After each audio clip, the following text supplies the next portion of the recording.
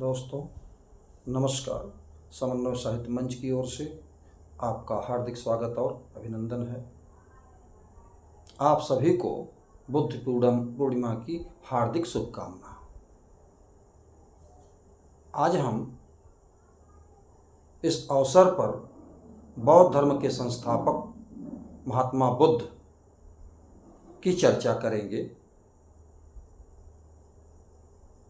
महात्मा बुद्ध का जन्म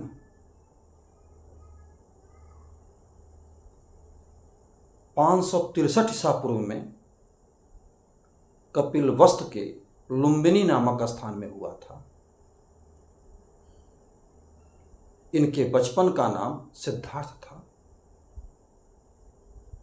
इनके पिता का नाम शुद्धोदन था, जो शक्यवंशी राजा थे। इनकी माता महामाया थीं, जो इनके जन्म के बाद मर गईं। इनका पालन पोषण इनकी मौसी प्रजापति गौतमी ने किया। महात्मा बुद्ध के जन्म के समय एक सन्यासी ने कहा था कि यह बच्चा एक दिन या तो बहुत बड़ा राजा बनेगा या बहुत बड़ा सन्यासी बनेगा। इसको सुन करके राजा शुद्धोधन के मन में चिंता हो गई कि हमारा राजपाट कौन संभालेगा। इसके लिए उन्होंने राजमहल में महात्मा बुद्ध के लिए सारी व्यवस्था कर दी। उनको ऋतु के अनुसार महल बनवाया गया। उनके रहने की अच्छी व्यवस्था की गई। इनकी शादी यशोधरा नामक युवती से कर दी गई। आगे चल करके इनका एक पुत्र पैदा हुआ, राहुल, जिसका नाम राहुल रखा गया। बुद्ध के जीवन की कुछ घटनाएं हैं जिनसे महात्मा बुद्ध जी ने संन्यास ग्रहण कर लिया। एक बार यह महल से बाहर घूम रहे थे। इन्होंने एक बीमार व्यक्ति को देखा जो बहुत दुखित था, चलने फिरने में असमर्थ था। अपने सारथी से इन्होंने पूछा कि सारथी, यह बताओ, यह आदमी की यह दशा क्यों हुई है। सारथी ने इनसे बताया कि यह आदमी बीमार है। महात्मा बुद्ध ने कहा कि क्या मैं भी बीमार पड़ सकता हूं। सारथी ने कहा, महाराज जी, कोई भी बीमार पड़ सकता है। वहीं से महात्मा बुद्ध फिर अपने महल में लौट आए। इसी पर कुछ दिनों तक सोचते रहे, मंथन करते रहे। एक दिन फिर महात्मा बुद्ध जी घर से बाहर निकले और इन्होंने एक वृद्ध को देखा जो चल फिर नहीं पा रहा था। अपने सारथी से इन्होंने पूछा कि इसकी दशा ऐसा क्यों हुई है। सारथी ने बताया कि यह आदमी वृद्ध हो गया है, इसलिए यह इसकी दशा ऐसी हो गई है। महात्मा बुद्ध ने कहा कि क्या हमारे साथ भी ऐसा हो सकता है। सारथी ने कहा कि सबको एक न एक दिन वृद्ध होना है, सबकी वृद्धावस्था आएगी। महात्मा बुद्ध जी फिर अपने महल में लौट आए। एक दिन बाहर निकले तो एक शव यात्रा जा रही थी। लोग शव को कंधे पर लिए हुए जा रहे थे। महात्मा बुद्ध ने अपने सारथी से पूछा, ऐसा क्यों हो रहा है, इसको लोग क्यों ले जा रहे हैं। तो सारथी ने बताया, ये आदमी मर गया है, इसको लोग जलाने के लिए ले जा रहे हैं। यह संसार नश्वर है। महात्मा बुद्ध अपने महल में वापस लौट आए और इन चिन्हों प्रतीकों पर विचार विमर्श सोचते रहे, चिंतन करते रहे। एक दिन फिर महल से बाहर निकले तो वहाँ इन्होंने एक सन्यासी को देखा। वो सन्यासी बहुत ही प्रसन्न है। उसको देख करके सारथी से इन्होंने पूछा कि यह क्या है। सारथी ने कहा यह सन्यासी है, यह संसार के मोह माया से परे है। यह बात महात्मा बुद्ध को अंदर तक झकझोर गई। लौट करके आए महात्मा बुद्ध महल में। एक रात यह पत्नी और बच्चे को सोता छोड़ करके महल से बाहर निकल गए और संन्यास ग्रहण कर लिया। इस संन्यास को बौद्ध धर्म में महाभिनिष्क्रमण कहा जाता है। और वहीं से महात्मा बुद्ध आगे चल दिए। अपने कपड़े, अपने गहने सारथी को दे दिए और सारथी को वापस कर दिया घर जाने के लिए। और वहाँ से महात्मा बुद्ध जी संन्यास ग्रहण करने के बाद विभिन्न स्थानों घूमते हुए शांति की तलाश में, ज्ञान की तलाश में भटकते रहे। और अंत में महात्मा बुद्ध जी गया पहुँचे। यहाँ एक पेड़, पीपल के पेड़ के नीचे 49 दिनों तक तपस्या की, लेकिन इनको ज्ञान नहीं मिला। इनका शरीर अन्न जल त्याग देने से जर्जर दुर्बल हो गया था। उसी दौरान इनके पास में ही वहाँ की औरतें खीर चढ़ाने आई थीं और वो औरतें एक गीत गा रही थीं। बीड़ा के तारों को बहुत ढीला मत करो, नहीं तो वे नहीं बचेंगे। बीड़ा के तारों को बहुत तेज मत खींचो, नहीं तो वे टूट जाएंगे। तो अति सर्वत्र वर्जयेत।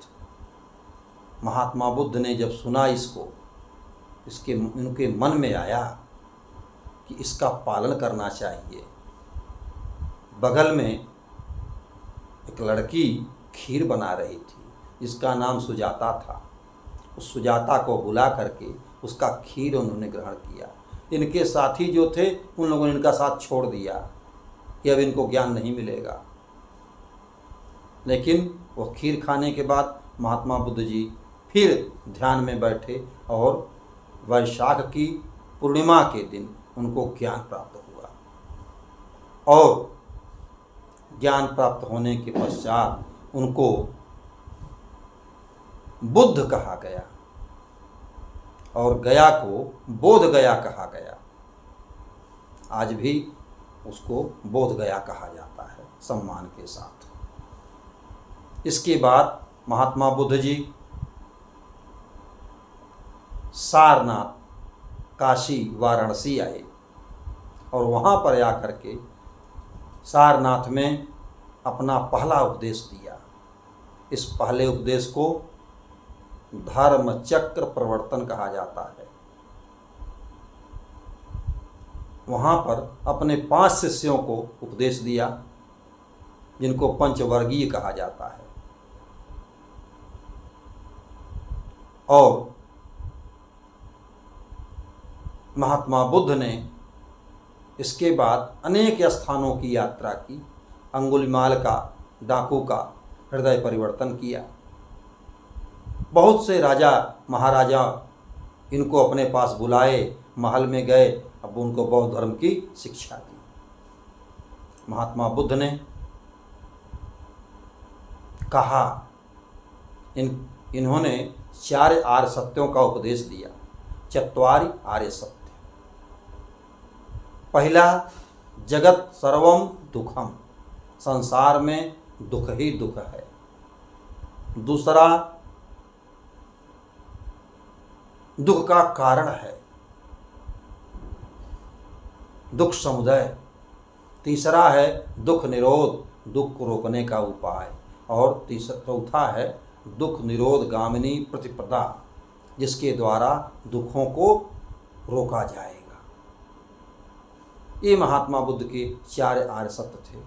महात्मा बुद्ध ने 10 शील का उपदेश दिया, अष्टांगिक मार्ग का उपदेश दिया, उन्होंने प्रत्युत्समुत्पाद की शिक्षा दी और इनका जो मार्ग था वो मध्यम मार्ग था।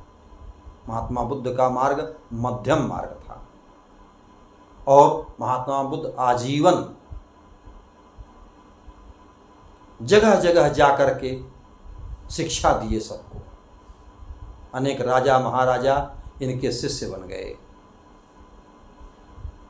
और जीवन के अंतिम समय में महात्मा बुद्ध जी कुशीनगर कसया पहुँचे और वहाँ उन्होंने अपना प्राण त्यागा।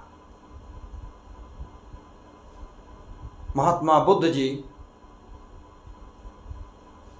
483 ईसा पूर्व में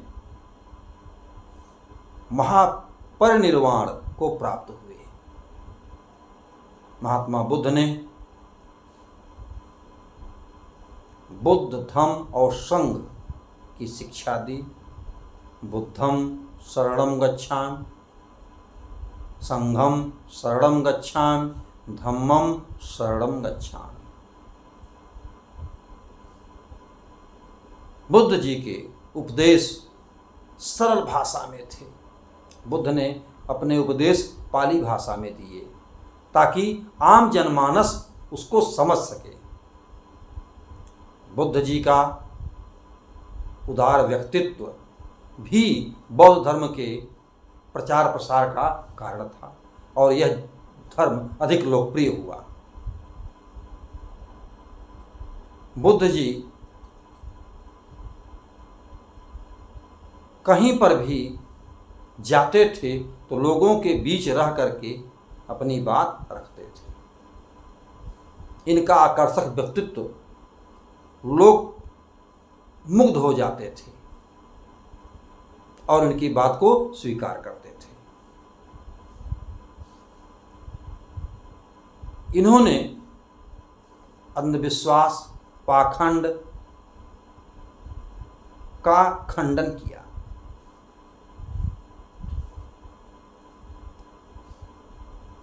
आजीवन महात्मा बुद्ध अपनी शिक्षाओं को लोगों तक पहुंचाते रहे। महात्मा बुद्ध के जीवन के कुछ संकेत हैं। इनमें गृह त्याग का संकेत घोड़ा है, ज्ञान प्राप्ति का संकेत वृक्ष बोधि वृक्ष है, धर्म चक्र प्रवर्तन का संकेत चक्र है और महापरिनिर्वाण मृत्यु का संकेत स्तूप है। इस प्रकार से महात्मा बुद्ध ने लोगों के कल्याण के लिए आजीवन कार्य किया।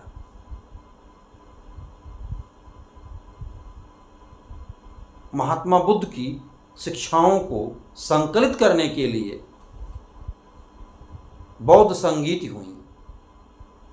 पहली बौद्ध संगीत राजगृह में हुई, दूसरी बौद्ध संगीत वैशाली में हुई, तीसरी संगीत पाटलिपुत्र में हुई और चौथी संगीत कश्मीर कुंडलवन में हुई। इन संगीत में, बौद्ध संगीत में इनकी शिक्षाओं को संकलित किया गया। बौद्ध धर्म का पहली बार विभाजन स्थविर और महासंघिक में हुआ। बाद में यह हीनयान महायान में बट गया और आगे चल करके समय के साथ यह कई हिस्सों में बट गया और यह बंटवारा बौद्ध धर्म के पतन का कारण भी बना। इस कड़ी में आज बस इतना ही। बौद्ध धर्म पर एक अगली कड़ी में आपके सामने कुछ और सार संक्षेप लेकर के उपस्थित होंगे। धन्यवाद।